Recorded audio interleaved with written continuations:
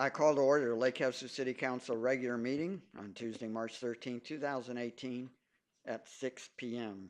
We'll now have an invocation by Pastor Kay Zimmerman. Let's pray. Our Father God, we just thank you so much for this great city. We just thank you, Father, that this city is called to greatness. I just even thank you, Father, for all these young people here, that each one of them are called to greatness. Thank you that you're raising up young people in this city who will represent you well. We just thank you, Father God, for each one on our council. We thank you for our mayor, for our new city manager, Father. I just pray blessings on every one of them. Thank you, Father God, for downloading the wisdom into them that they need, Father God, to direct our city. And we just thank you, Father God, for the decree that you've given us over our city. And right now I decree over the city of Lake Havasu City that this city shall be a city of righteousness that honors God in all her ways, a city of hope to all her people and all those who come here, a city of light where darkness finds no room to hide, a city of love that prospers in all her ways, providing prosperity and goodwill to all her people as well as those surrounding her, and a city of peace to all who dwell here. In the mighty name of Jesus Christ, amen. Amen. Please join me in the Pledge of Allegiance. I pledge allegiance to the flag of the United States of America and to the republic for which it stands, one nation, under God, indivisible, with liberty and justice for all. Thank you. Thank you, Pastor.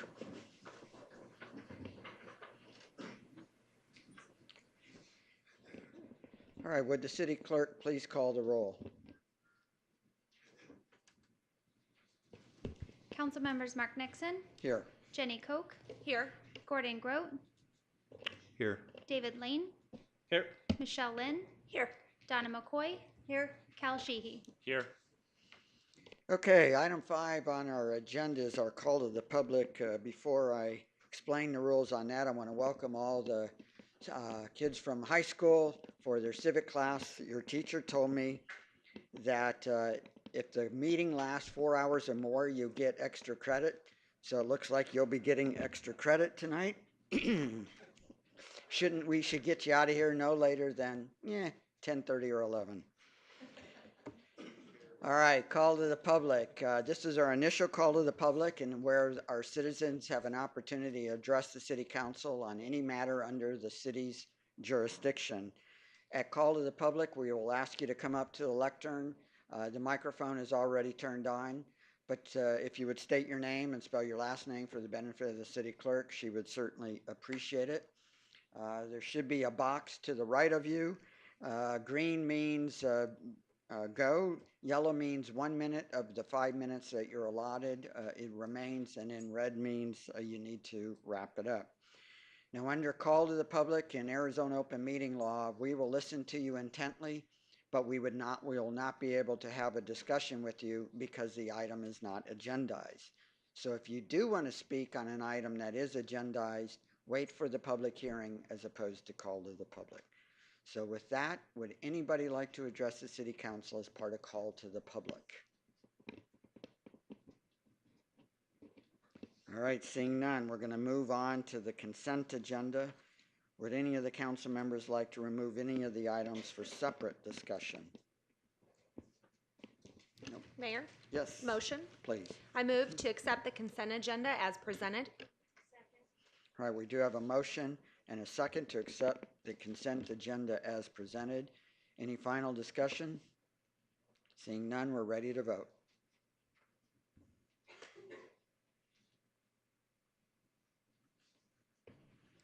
Motion carries 7-0. All right, thank you very much. Item 7, correspondence, communications, petitions, announcements, and the city manager report. First up, the city clerk will announce vacancies on the Lake Havasu City boards, committees, and commissions. Kelly.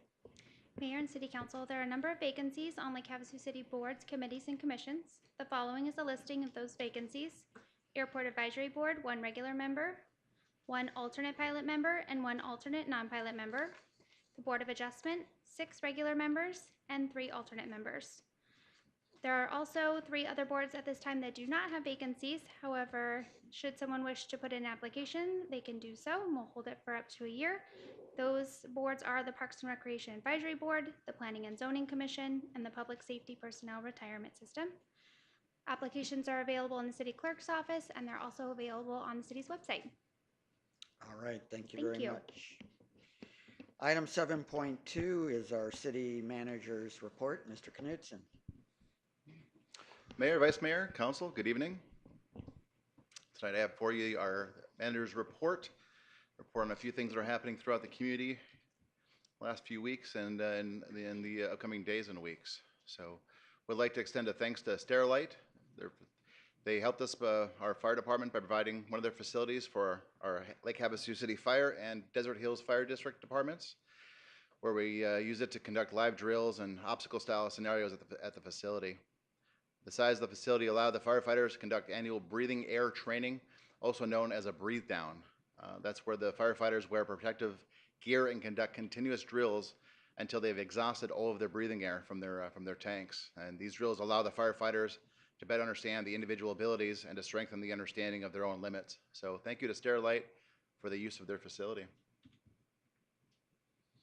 On March 2nd, the police department held their 6th annual Nova Principals Elementary School program with a graduation ceremony held at the community center. There were 459 graduates, or 459 fifth graders, all in our community center, and I think my ears are still ringing from from all their excitement. Yeah, the photos you see here show the Nova Constitution essay winner Kylie Gallo, and she accepted her certificate and award for her wonderful essay. The Lake Havasu City is the first police department in the state of Arizona to teach the Nova program, which is a 12-week program that is taught at the 5th grade level by uniformed police officers.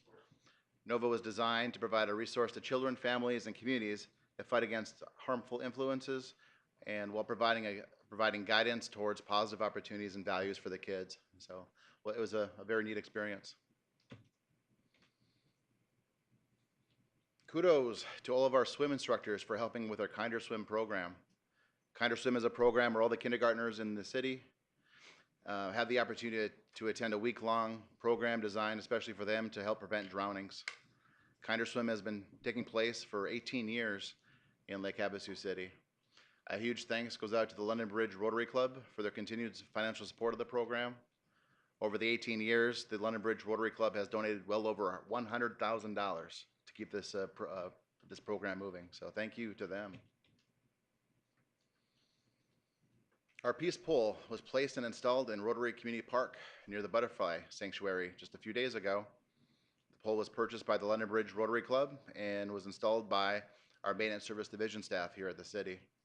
The peace pole is a handcrafted monument that displays the message, "May peace prevail on earth," on each of its 4 sides in 4 different languages. There are tens of thousands of peace poles in 180 countries all over the world dedicated as monuments to peace, and it serves as a constant reminder as we visualize for world peace. I was told some of the teenagers in the audience might get this reference. What are those? The mayor proclaimed on February 28th, 2018, as Concepts New Balance, Balance 99.1.5, made in the UK, Lake Havasu Shoe Day in Lake Havasu City. So New Balance UK and Concept designed and produced and presented the limited edition Lake Havasu athletic shoe and graciously gifted the city a pair of the shoes. The shoe was inspired by the American spirit and the story of an American visionary, Robert McCulloch, relocating the London Bridge to Lake Havasu City, and features the color of the Lake Havasu's water and a rendition of the London Bridge on the shoe's interior. It's a great timing as we celebrate the 50th anniversary of the purchase of the London Bridge this year. For those wondering, I did not get a pair because they didn't come in kids' sizes.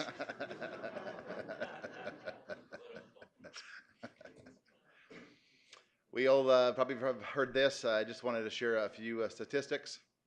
At the 90th Academy Awards aired, the Lake Havasu City Experience record numbers of on our websites and social media.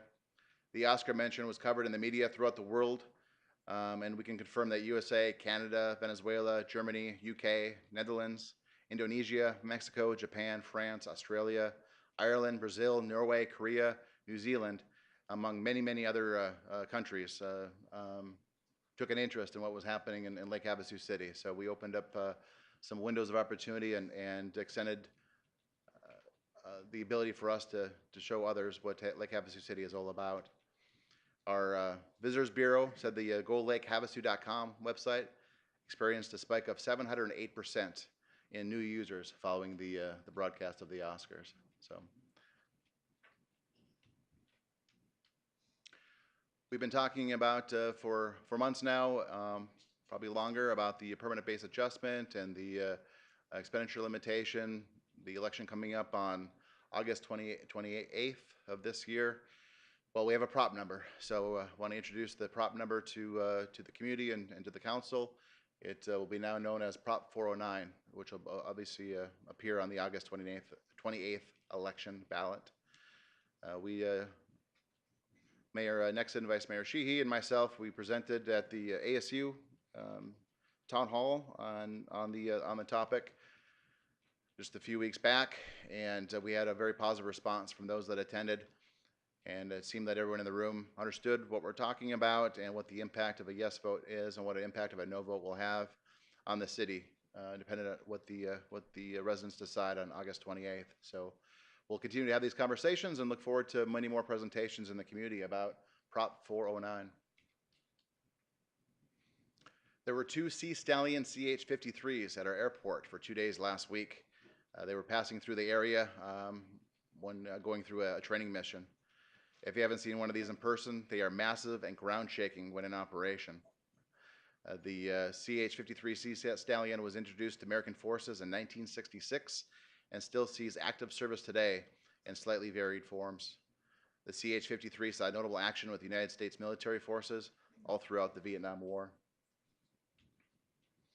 As we talk about Vietnam veterans, we'd like to extend a warm welcome and invitation to our Vietnam veterans and all service members and veterans to attend the Vietnam Veterans Dinner on Thursday, March 29th from 5:30 to 7:30, and that's going to take place at the London Bridge Resort in the Convention Center. There will be a presentation of the colors from the Marine Corps League, a free spaghetti dinner for all service members and veterans, and that is sponsored by the London Bridge Resort.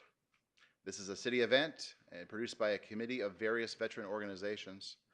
Lake Havasu City is a Vietnam War commemorative partner and has been since 2013. Reminder, tomorrow is here, March 14th at 4 p.m. will be the ribbon cutting for Cypress Park. I know we're very excited about it as a council, as staff. A number of residents have shared their excitement with us of the new facilities and all the new amenities the kids will be enjoying as soon as the ribbon is cut tomorrow at 4 p.m. So in the picture there, you see the shade structures, the blue, orange, and yellow, which represent the city's seal. We'll have a short presentation. Will there be light refreshments and cake? And then as soon as the ribbon is cut, the kids will enjoy the facility. So certainly looking forward to that tomorrow at 4 p.m. at Cypress Park. A few note on a few different upcoming events. These are all events that have gone through our special event process or have been permitted by the city. March 16th to the 26th is our annual Works Race. On March 17th, the annual Havasu Triathlon. We have a Fowler Family Fun Day. The annual Strut Your Mutt is also on March 17th. And we have a St. Patty's Baseball Tournament on March 17th through the 18th. And then finally, to mention is the American Legion Car and Bike Show will be on March 24th. I did want to mention that we've received word about an upcoming agenda item on the April 2nd Mojave County Board of Supervisors meeting. We'll be talking about flood control districts and the allocations that the cities in Mojave County receive. So there'll be some discussions. Then I plan on participating at that Board of Supervisors meeting to make sure that our residents are represented by with the tax dollars that they pay, that those dollars stay in the community and support the irrigation, or excuse me, the flood control improvements that they deserve. So with that includes my manager's report. Any questions? Thank you very much. All right, we're going to go to the public hearing portion of our agenda this evening. Item 8.1, approve addendum number 1 to the wastewater treatment agreement with VRE North Point LLC to provide wastewater service to the North Point subdivision, Phase C. Jeremy. Good evening, Mayor, Council. So before you this evening is an amendment to an existing agreement for the North Point. And for those of you that don't know where the North Point is located, it's actually located north of the city. It's outside of the city limits and just to the southwest of the airport. Here you see in blue is the Havasu Gardens, and then down here in the lower corner is the Golden Horseshoe restaurant. And so this development has been years in the making. It is outside of our city limits, but we are the regional sewer provider and do provide sewer service to this area. Just some stats here. Phase A, which was originally constructed, totaled about 114 lots. 13 of those currently are vacant, so that phase is definitely filling in. Phase B, which was the most recent phase that was constructed, it's about 45 lots, only about 8 of those are vacant. Phase C is the amendment before you this evening, which is a total of 76 new additional residential properties. And just something to note too, for the North Point and going into the future, we also have phases E and D, which will come to the council at some point, and the Viewpoint Estates, which is directly to the west. All the infrastructure for this development has been built. The lift station, the main trunk line, sewers have been constructed and in service for years now. There is sufficient capacity for all of what you see here, including the Viewpoint Estates, which is anticipated to be about just under 300 single-family residential properties. So again, just to note, the backbone infrastructure, the lift station is in place and is currently operated by our wastewater staff. This will actually bring in $152,000 in treatment capacity fees for this phase only. So that's simply 76 lots times 2,000. Not to mention the sewer service revenue that's going to be generated from this to help operate and maintain a system that we currently have in place. So with that, I'll answer any questions you might have. Any questions? Jeremy, I just had one. With all the various phases from A to E, I assume that there's enough pipeline capacity to serve all of those units? There is enough pipeline, lift station, and treatment capacity for all of this development, yes. Perfect, okay. All right, this is a public hearing.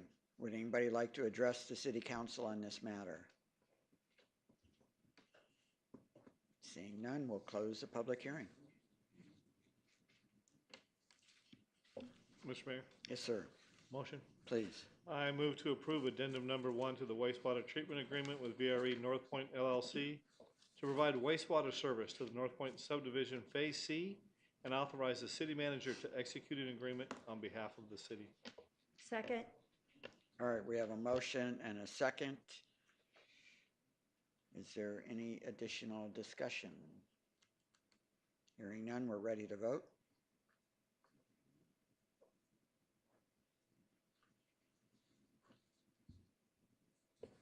Motion carries 7-0. All right, thank you. Okay, moving on to item 8.2, award agreement for professional services for the Environmental Learning Center Economic Analysis to Jones Studio, Inc. Mr. Abbott. Thank you again, Mr. Mayor, Council. I'm excited not only personally but professionally about this next step in moving the Environmental Learning Center forward. This is actually one of 3 identified community projects. One of 3, there's 3 specific projects identified and promoted through the Vision 2020 process. the Downtown Catalyst Project being one, the Co-Location Center, and then the Environmental Learning Center being the third. These projects were presented and discussed at various town hall meetings within the community. They were also presented within the America's Best Communities contest, which ultimately won the city $2 million. So the name of this project may have morphed over the years. Some may remember it being called the Eco-Environmental or Eco-Environmental Learning Center. So we've kind of cut that back. It seems to roll off the tongue a little bit better as the ELC or the Environmental Learning Center. So just a little background on this. The water pillar, which is one of the 5 pillars identified in the Vision 2020 program, identified specific strategies and tactics. And those strategies are really focused on water, protecting our lake and the Colorado River, and ensuring that we have a long-term water supply for our residents. We want to increase awareness and conservation, reuse and reclaim our water, be good water stewards, fund and possibly implement a water research and environmental center, which is this project here before you. This is a rendering that was actually created by Jones Studio when they presented to the pillar through the RFQ process. And it just kind of gives you some ideas and some visions of what this facility could look like. One of the goals here is with the Environmental Learning Center is to really, and I'll quote Charlie, as to become the experts on the Colorado River. This is our home. We rely heavily on this water. We should be the experts. So let's create that home. Let's create that environment for us to grow and learn and become those experts on the Colorado River. So this rendering shows, again, concepts, some of the spaces that this Environmental Learning Center could have, and I say could because the intent of this scope is really to help us weed through and identify what the needs are from the city's perspective and the various agencies that we hope will eventually come to the table and say, yes, we want to be a part of it. Here's what our needs are. Here's what our requirements are. But some of the spaces that we could see here is meeting, educational space, lab space, exhibit space, science center learning, those types of items. And then to also bring in the outside environment and trail systems, a botanical garden. Those are all concepts that have been identified that we'll work through in this plan. And also to create and implement what we're calling a eco machine and or water treatment and reuse facility where again, operators could be brought in from all over the state to be trained, but also K through 12 and then collegiate, educational opportunities as well.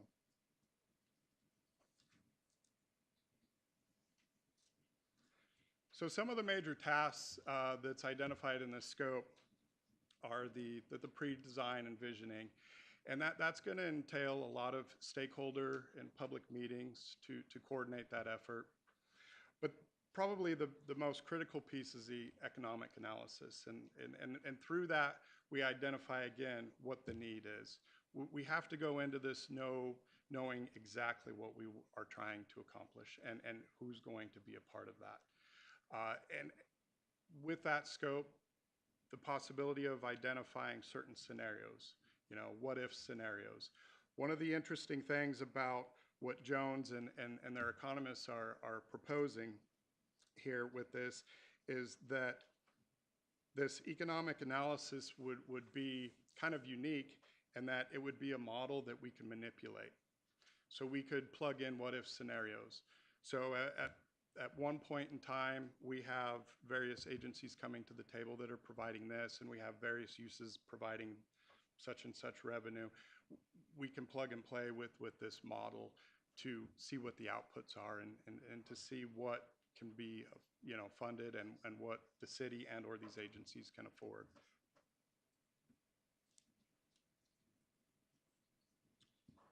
So the facility uses and programming task is where we really work through defining the questions that we need to ask these agencies. What are your needs? What do you expect? What do you require? And that will help really model what the outcome of this facility is, the size of the facility, whether it's, a 500 square foot hut or like, potentially a 10 or 15,000 square foot facility with multiple buildings.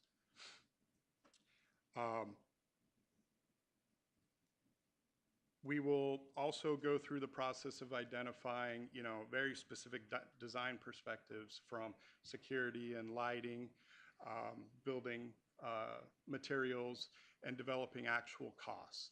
Because then the economic analysis isn't going to be very meaningful if we don't have real costs associated to the actual structure and or facilities itself. The schedule for this first step is about 15 weeks, so 4 months. So over the next 4 months, we will be working with Jones. We will be working with other identified agencies and stakeholders to start this process, start getting everyone talking about it, start putting pen to paper as far as those needs and those requirements.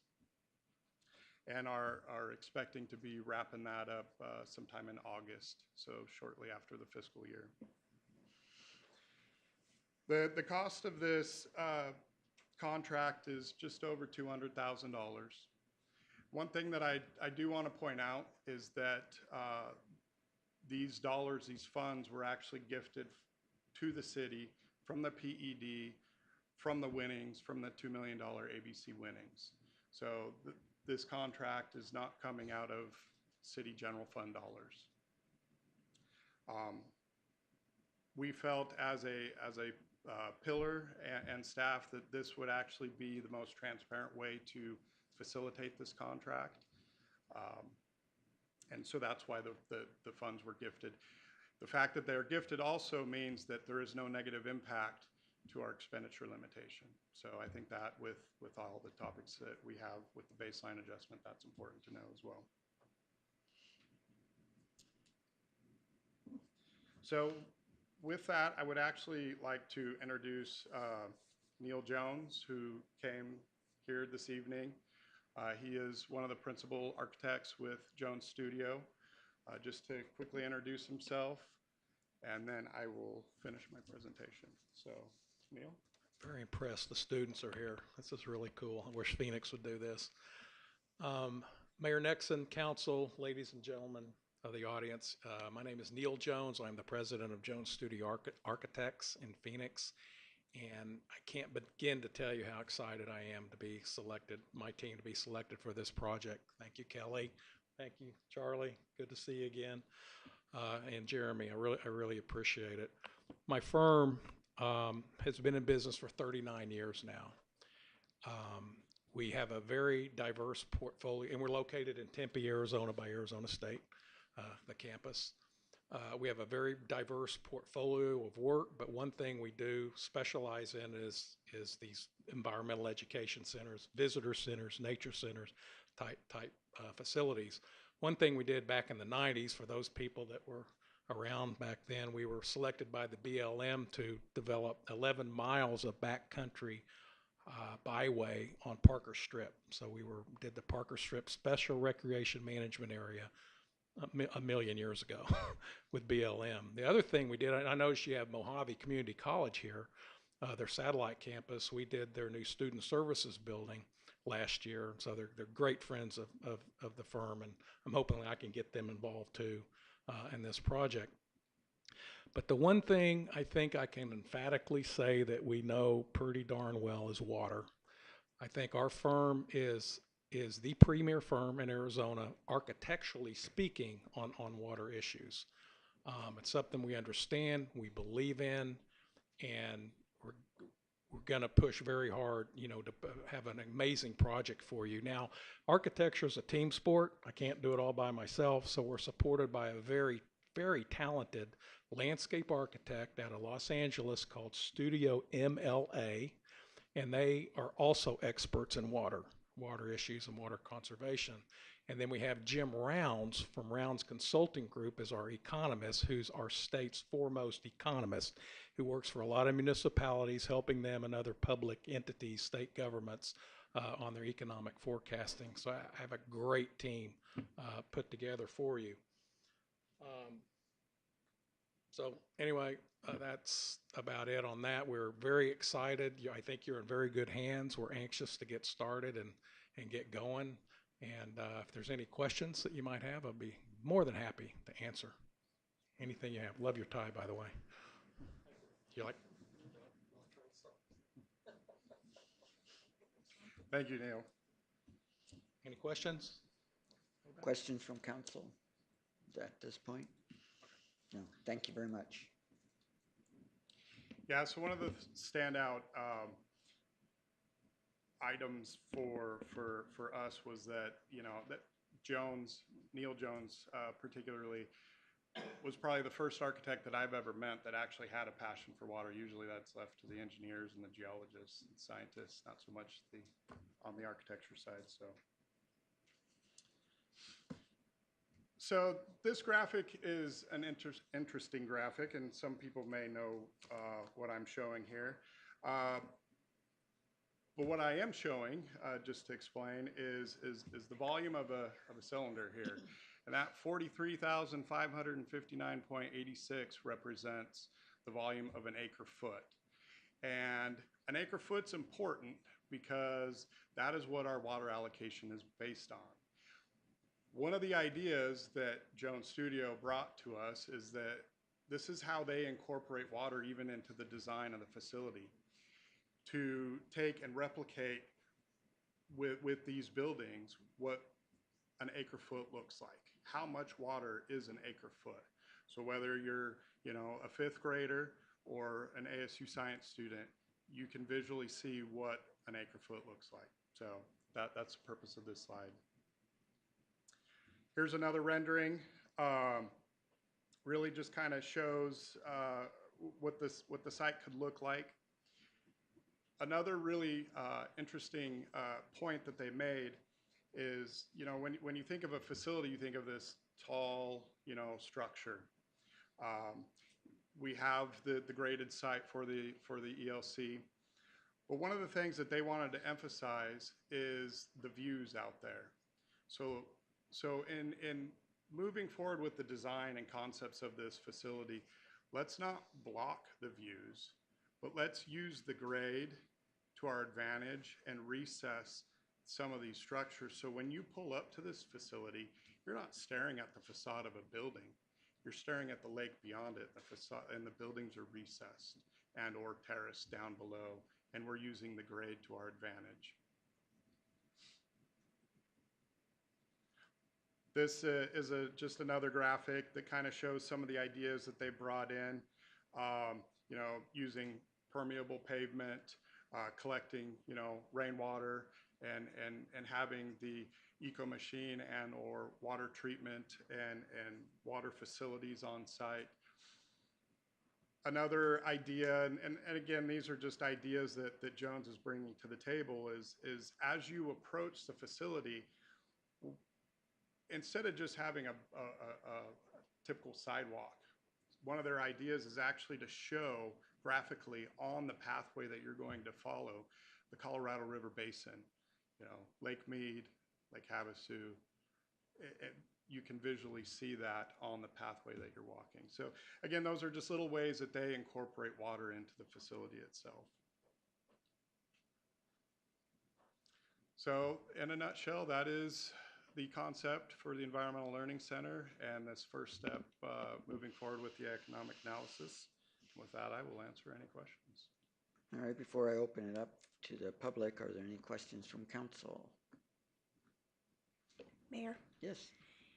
can you remind us again, this project down there, it's a partnership with state, BLM, and city property. Can you tell me what property this is proposed to be on? Yes, this is actually proposed to be on the city-controlled 280 acres that we have an RMPP with BLM on.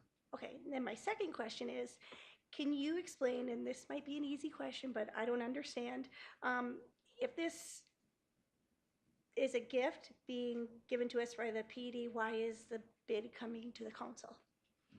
I'm not understanding.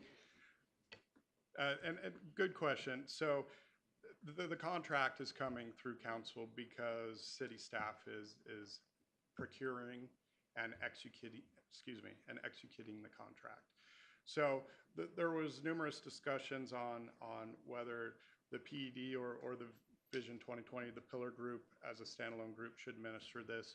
We felt that, one, a lot of us are also involved in that, but we're also the experts as far as administering professional services contract. So why not leave it up to the city to manage that contract? Yeah, it's a fair question. I think it's being treated like we get other grants from other governmental agencies, whether it's for police stuff or whatever. And this way, it's very transparent. The public can see exactly what we're up to. And I did want to follow up with that because a lot of citizens believe that the $2 million that was won as part of the America's Best Communities project or competition belongs to the city. It doesn't. It actually belongs to what we call the ABC team or whatever. It was an LLC, I believe, that we had to set up as part of the ABC competition because the part of the rules was that the decisions had to be made by this team and not by a municipal group or an economic development group or whatever. So it was a separate one. And I had asked the same question before the council, well, why is it coming to us? And they explained that it was because there were so many city folks involved and the way the procurement process worked, it was easier for them to just gift us the money and then from there have this discussion. But any gifts of the money, then when it gets spent, has to be approved by council. And also, Mayor, just to add, because the city controls the property and ultimately if something is constructed on that property, the city will oversee that.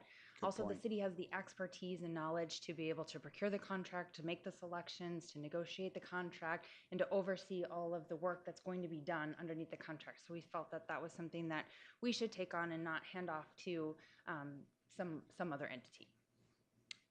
Agreed. Any other questions?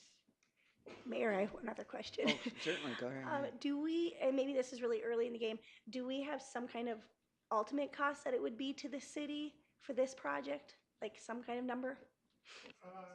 We don't, not at this time.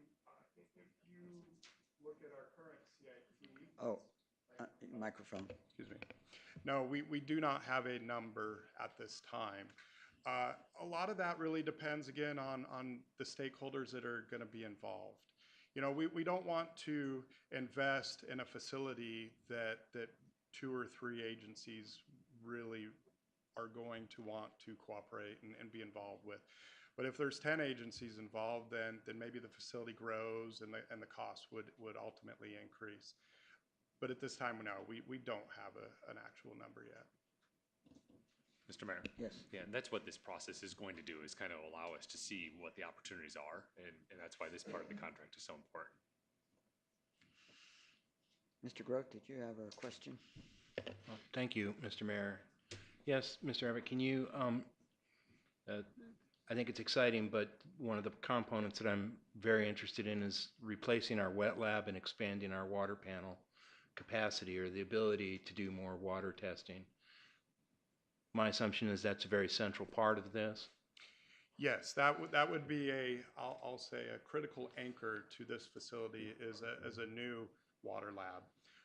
Our current lab is old, it's outdated, it's undersized. So yes, that would be a critical piece to what the city brings to this facility. Okay. I just wanted to share something briefly because this is very interesting to me. The research component that you spoke of. So this grant, if I understand you correctly, would explore potential for creating expanded research opportunities and set us up for being the water experts in the Colorado River, which rightfully I think we should be. I think it's a lot of great vision and incredibly fortunate that we were successful in ABC and all these people, these fine people who've done all this work are willing to share that their success with the city in this way. One thing that I raised, with our previous city manager, who I thought I saw here tonight. I know he's done a lot of work on this, and hats off, there he is in the back. I see you. Hi, Charlie.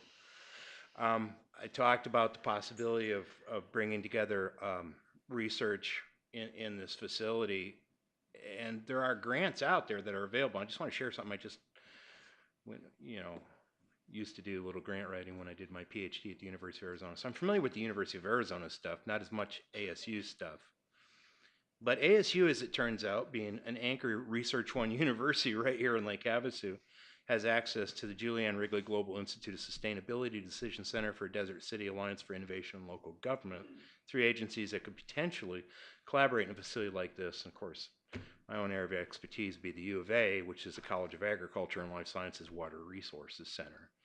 But also, the state of California has a very deep interest in what happens in our river. So California State University's Agricultural Research Institute is a world leader.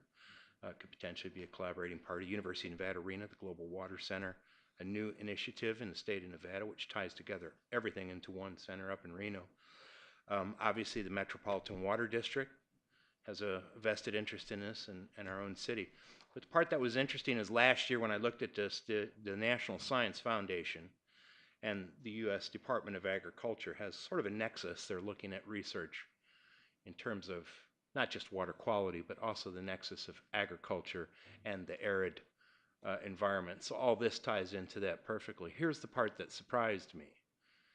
Their grant funding for this was $10 million last year. It's $40 million this year.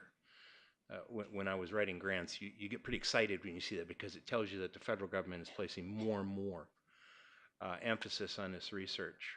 Right now, as it turns out, they announced in March that they will have a range of awards from zero, obviously everything starts at zero, to $2.5 million. So a $2.5 million award could be given to researchers in this facility if they were able to apply successfully for it with no matching or cost sharing required.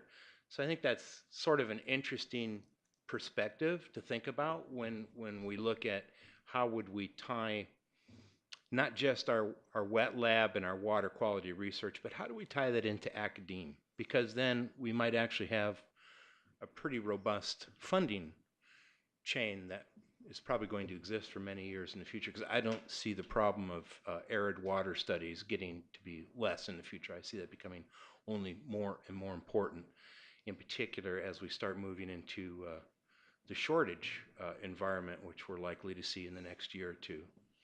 And so I just wanted to ask you, in terms of the project, I assume you guys would be looking into what kind of collaborative partnerships we could have and how we would house that in conjunction with our wet lab? Well, to answer your question, those are some of the things that we're going to figure out through this process. We definitely will be looking to the universities to find out their interests. We know that there has been some interest from ASU specifically, but when it comes down to it, if you do become a part of this facility, how much space do you need? Whether it's lab space or a classroom. Yeah. And there's not just capital money to build it, but also operating expenses, and that's where those research grants come in. But we're also going to be looking at construction and capital money for the construction of the facility as far as grants as well, because it is, water dependent. So we're going to be looking at all those components. As far as going back again to the research, the educational research grants, those, I would foresee those coming further in the future once the lab is established and ASU or U of A or the community colleges are involved. Then they would have students that or professors actually going out for some of those research grants that would help continue the operation of the facility as well. but they're all integral pieces of the full operation of the facility. Thank you very much, sir. I want to thank you for mentioning the community colleges, because it's important to note that the National Science Foundation and the United States Department of Agriculture include two-year granting degree institutions, so Mojave Community College is well positioned. So thank you for mentioning that. Yep. Other questions? Yeah, I think you referred to Charlie Cassens had indicated what we need to be as the experts on the river. I think when we talked to Dr. Crow, there was a similar feeling. I think he put it a little bit differently. He said if somebody wants to know about Lake Havasu or the lower Colorado River, they need to go to this eco-environmental center to find out the answer. And I think that's, if we could get to that point, that would be world class. I mean, anybody in the world you want to know about Lake Havasu, that's where you have to go. Certainly, if we could get to that point, we've done something great. Mr. Mayor, Yes. I know that this study will discuss some things with ASU in their stake in it, but have we previously talked to ASU and asked what their stake would be in it? Well, Dr. Young, who was a previous president of the Lake Havasu campus, he is a part of the water pillar. Now with his retirement, we haven't asked that question yet. That will be done through this process, and that will be done with all agencies and or universities. Yeah, I think ASU's been asked the question, do you have an interest? And the answer is, The of course. interest is there, yes, but what they're going to bring, We yet wouldn't we even don't know know. what to ask for at this point. right. So they haven't even given us any type of if they would financially be interested. Not specifically, no, but the interest exists. Mr. Mayor. Yes. Yeah, this just makes sense to do this. I mean, we think that this is a great idea, or some people think this is a great idea. We don't know for a fact that it's a great idea, but we have the water pillar giving us the money to do a study, to contact all these different agencies to say, is this a good idea? Are you willing to come here? Are you willing to spend money? Or do you think it's a bad idea and you don't want anything to do with it? If they say, no, we don't want anything to do with it, we won't proceed forward. But we have the money coming from this pillar to do all these studies and contact all these agencies that Mr. Grote spoke of and Ms. Lind spoke of to make sure that, yeah, this is a good idea and it's not going to cost the city any money. So I think it's a great idea myself. Well, and in fact, the ABC money needs to be spent in certain ways because that's why we want it. When we did our presentations in Colorado and North Carolina, we were pretty specific about the projects that the community had in mind. So how we allocate that $2 million is debatable, but nevertheless, we still have to do something on those 3 projects. We can't just abandon them. All right, this is a public hearing. Would anybody like to address the city council on this item? All right, seeing none, we're going to close the public hearing. Mr. Mayor, Yes, motion. I think we're ready.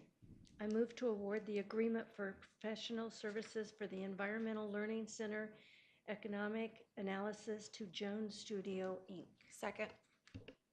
All right, we do have a motion and a second. Is there any final discussion? Seeing none, we're ready to vote.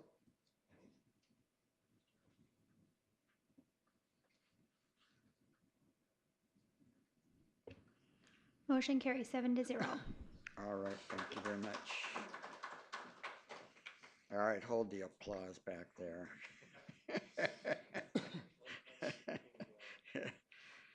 All right, we're going to move on to item 8.3, award agreement for professional services, construction management for the Havasu Riviera Street and Utility Improvement Project to Civil and Environmental Consultants, Inc. Mr. Abbott, you've got the whole agenda, it looks like. Almost. Almost. Thank you, Mayor, Council.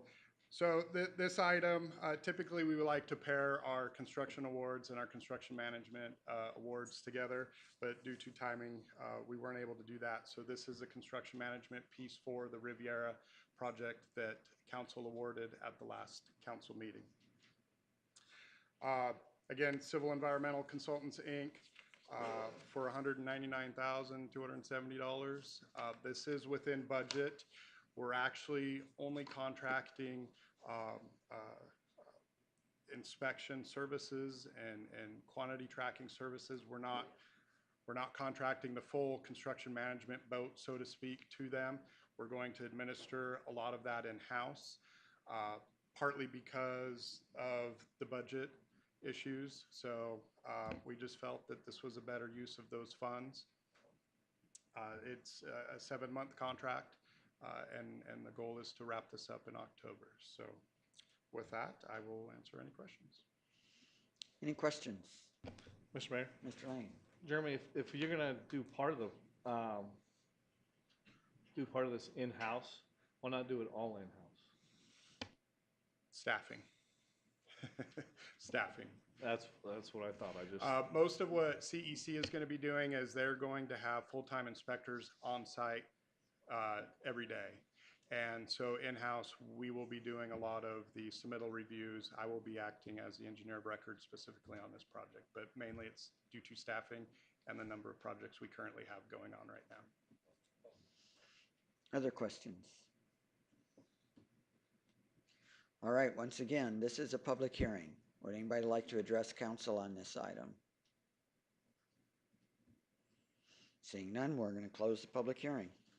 Mayor, Yes, motion? please. I move to award the agreement for professional services for the Havasu Riviera Street and Utility Improvement Project to Silva and Environmental Consultants, Inc.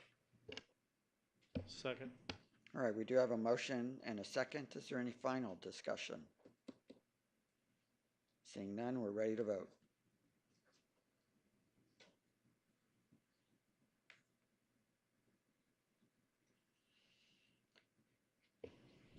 Motion carries 6-1. All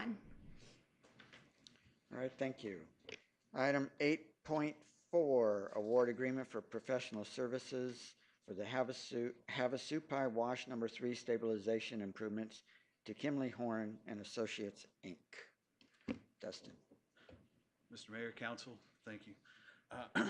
You have before you award agreement for the wash stabilization improvements, Havasupai Wash Number 3, project number DR 1030. It's a design contract for the slope stabilization and improvement of Havasupai Wash Number 3. We're recommending award to Kimley Horn.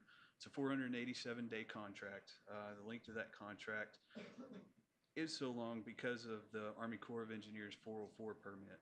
That is a lengthy process, 6 to 9 months typically. We'll accomplish most of the design in the first 4 months or so of the contract, and then take it to the Corps, present it to them, and then they'll hold it and give it back to us, and then 90% we'll finish it up, and that'll be after they approve the concept and design of it. Likely duration will be between April this year and August of next year. It's for $182,597. This is typical examples of what they'll be designing in Havasupai Wash 3. This is a drop structure we have in one of our current washes on Hillside. This is a grade control structure. This is another typical example. The slope stabilization with the riprap baskets you can see, and the finished product there. This is the location. Runs from SR 95 to Aviation Drive. There's a better view of it. And as you can see, in the outside edges of the curves, the banks are eroding away. And these are the danger spots. And they're just going to keep getting eaten away if we don't do something for these washes. At this time, I'll open up for questions. Yeah, it always drives me a little crazy that we have to go through a very lengthy permit process from the Army Corps of Engineers, a federal agency, and to fix a wash that they have jurisdiction over, and they don't pay for it. We have to pay for it. Yes, sir. Which is, I've gone back to Washington to try to get assistance a few years ago. I think Mr. Cassens was with me, in fact. I get a lot of, yeah, that only seems to be fair, but I never get a check, so I don't know what we can do about it. I assume this is coming from IDD funds, is that correct? Or I'm not IDD, flood control monies? Yes. Flood control, yeah, from the Okay. county. Okay. You know, what I referred to earlier today. All right, thank you. Other questions?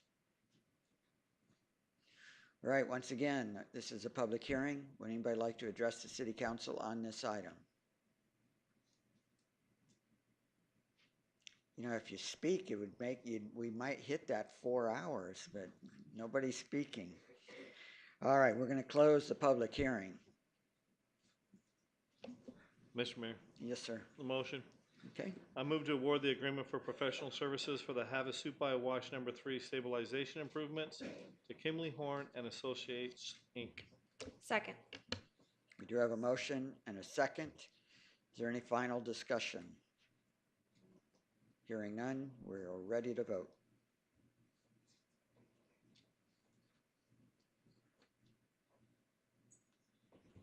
Motion carries 7-0. Thank you very much. And our final public hearing of the evening, item 8.5, approve cooperative purchase agreement for various Rockwell Allen Bradley components, electronics, hardware, software, and services from Border States Electric Supply. Mr. Clark. Thank you, Mayor and Council. You guys are going to have to ask a lot of questions if we're going to be here for another couple hours. So. Yes, they are. And this item is also water-related pillar, so this is kind of that same area, although this is trying to guarantee that you'll have water at the tap throughout the 365 days a year. And I would like to apologize. We do need to add that this is an approval for an expenditure over $50,000. So in addition to that, it's an approval of a cooperative purchase. It's a cooperative purchase that's over $50,000. So at the very end, I'll remind you to please add that to the final motion. This is for the purchase of at least 4 soft start motor controllers. That's the $40,000 component of the large expenditure. But in addition to that, we purchase other miscellaneous odds and ends throughout the year that will result in that expenditure over $50,000. There are 26 motor controllers at the treatment plant, and this replaces 4 of those. We had previously replaced 13 or 14. There's 17 remaining, so we will have that expenditure over the next couple of years. We're trying to do it in a planned approach as opposed to waiting for them to fail, which results in sometimes motor damage and also outages. So this is kind of an asset management action, and I would be happy to answer any questions. And the police chief wanted me to try and get out of here by 7 o'clock, so. Okay. Good luck with that. All right, questions from council? Mr. Mayor, Yes, sir. you said it's going to be over 50. Do you have any idea how much over 50? Not very much. The only reason we're really here is the 4 motor controllers themselves are about $10,500 each. So that gets us to about $40,000 plus change. And so we're looking at probably $55,000 total. And that'll occur again each year as we replace, depending upon budget approvals, the remaining 17 motors spread out over several years. Okay, thank you. Anyone else? All right. This is our final public hearing of the night. Would anybody like to address the city council on this matter? Seeing none, we'll close the public hearing.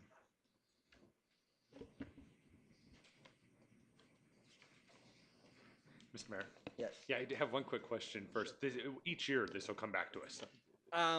No, not necessarily. Depending upon how you want to word the motion, it could or couldn't. Because if you choose to just add the $50,000, the current motion talks about approval of the cooperative purchase through 2020. So it really just depends on whether you want to see me next year. And at that point in time, if you word it for the approval of the 50 is only valid for this year, then next year's approval would be for an expenditure over 50. Matter of fact, some of the discussions I had with the city attorney is if you're comfortable with some of this kind of longer range approvals, I wouldn't have to visit you each year for the approval of the tire purchases. Each year you could approve that for the duration of the state contract, but again, it's totally up to the council. Okay.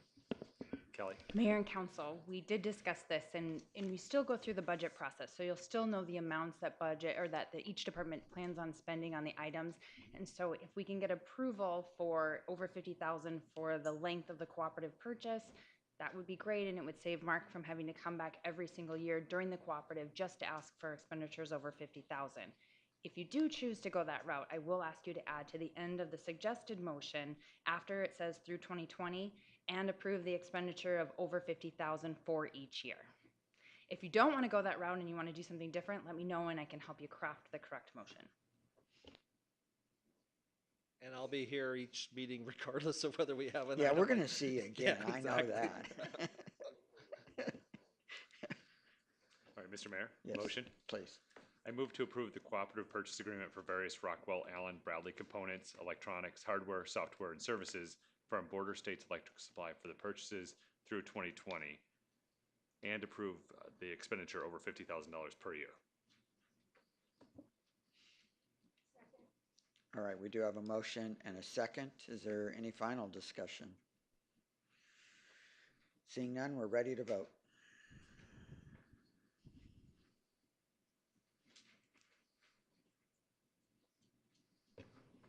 Motion carries 7-0.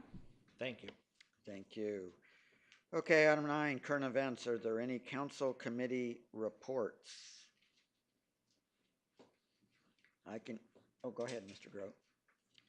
Well, I think everybody's probably seen the email earlier today about the Mojave Water Authority. Chip Sherrill's transitioned out of the chair role. Supervisor Lois Wakamoto will take over as chair.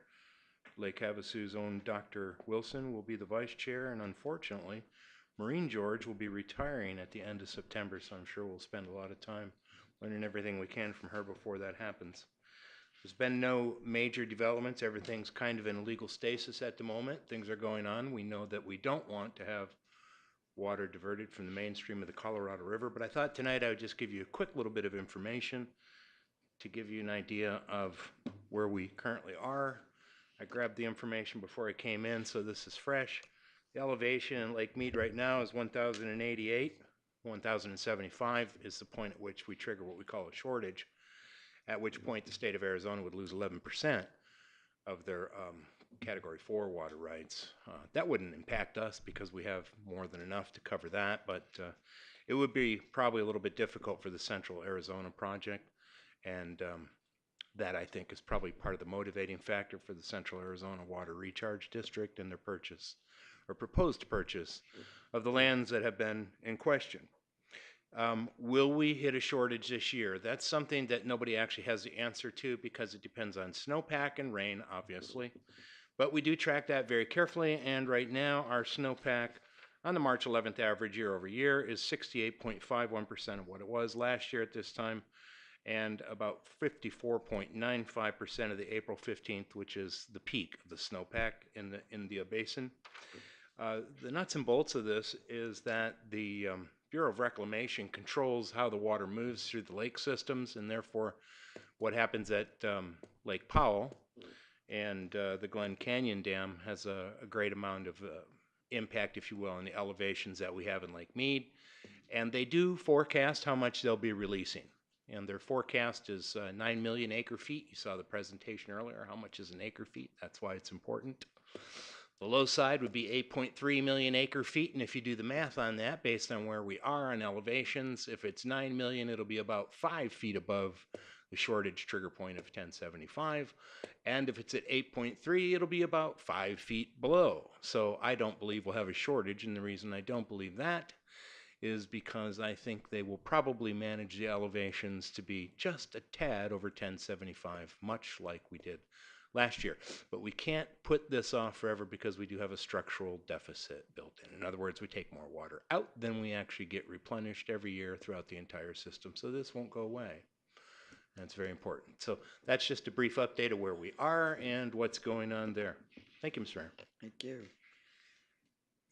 All right, I do want to give a quick update on the League of Arizona Cities and Towns because I talked about this last time. There is a bill running through the state legislature that would basically prohibit cities and towns from disallowing home-based businesses in neighborhoods. And in fact, what this bill would do is allow a home-based business to manufacture, sell retail, or have internet businesses, plus 3 employees, plus all relatives could be your employees at this home. And you could have more than, and I kid you not, this is what it says, more than 0 clients or customers at any one time. So if you think about it, in the middle of neighborhoods, we would have businesses that could have 3 to 10 or 12 employees. I spoke to the president of the Goldwater Institute on this to explain to him why they're pushing this bill, and explain to them why this is not good for the sanctity of our neighborhoods. I didn't get very far. He basically said nothing bad can happen, which shocked me. It was really funny because I said, he says nothing bad can happen because there are restrictions on parking and traffic. And I said, well, I'm not sure that I really want either code enforcement officers or police officers having to check who owns which car and whether it belongs to that home-based business. But really what's going to happen is these home-based businesses will be simply parking he'll ask all employees and customers to park 2 blocks away and walk in. And in that way, there's no cars in front of his house, so it can't be his problem. And the response I got was, nobody would ever think of that. And I said, but I just did. So we're hopeful that this bill will be killed. I did get a text from Senator Borelli this morning. It's supposed to be heard in his committee, and he had indicated via the text that he will not hear this bill. And if that is the case, the bill will be dead. And we hope that will happen. But if it's not, we will continue to monitor it and hopefully kill it on the floor. So, but we see it here in Lake Havasu City as being very detrimental to our neighborhoods. We have zoning for businesses.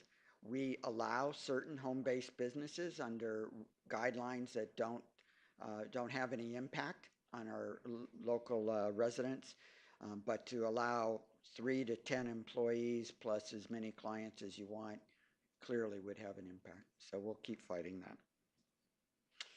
Any other council reports? All right, item 10 is our final call to the public. Would anybody like to address the city council? Seeing none, future meetings, Tuesday, March 27, 2018 at 6 p.m. We will have a regular meeting for all the high school students. We invite you to come back because we know how much fun you're having right now. And then Tuesday, April 10th, if you missed the one on the 27th, we'll have another one at 6 p.m. Was there any future agenda items from council? Mayor? Yes. I'm not sure if this is the appropriate time to do this or not, but in the past, we used to have quarterly reports from the PED and the CVB, and that's kind of gone away. And in lieu of the 2020 vision and all our CIP projects, and they're quite big partners in that, I was wondering if we could request that they could come back to us. Absolutely. We can do that. Okay, thank you. Absolutely. Any others? All right, I'd entertain a motion to adjourn. All right, unless there's an objection, we are adjourned.